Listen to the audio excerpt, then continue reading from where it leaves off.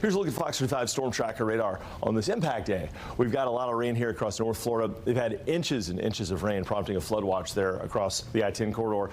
The rain we're watching is coming in off the Gulf of Mexico, the Gulf of Mexico, Gulf of America, whatever you call it, and it is coming in. All the names. You've been calling it for 25 years, the same thing. That's what happens. I'll get it right one day, I promise. Sorry about that. All right, let's talk about the big picture. I shake my head because it's just like the last thing I have to worry about right now.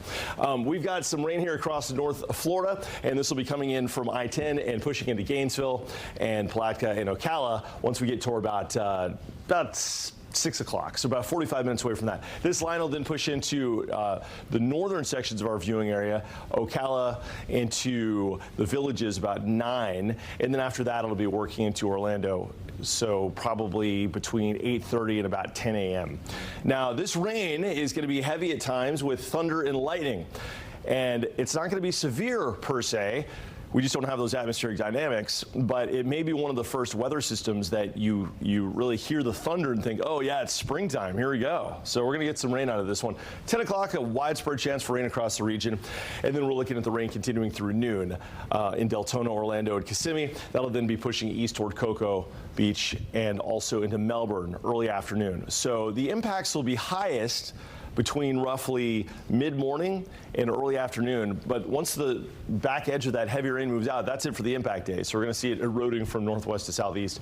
And in doing so, clearing out for a beautiful afternoon and a beautiful evening. We've got a really nice afternoon and evening setting up after 3 o'clock with cooler conditions, but a busy breeze. We've got a wind advisory in effect for this afternoon. So in summary, it is an impact day for the rain coming in, downpours and storms late morning and midday.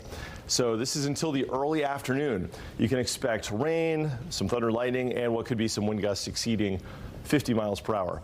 So the arrival times between now and 9 a.m. through Gainesville and the Villages, it's ongoing up there.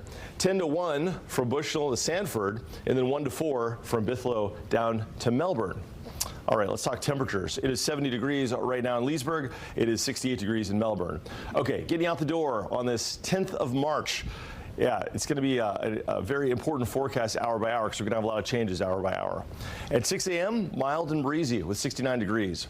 At 8, a few showers north and west, about 69. And then at 10, it's game on with rain and storms around the region.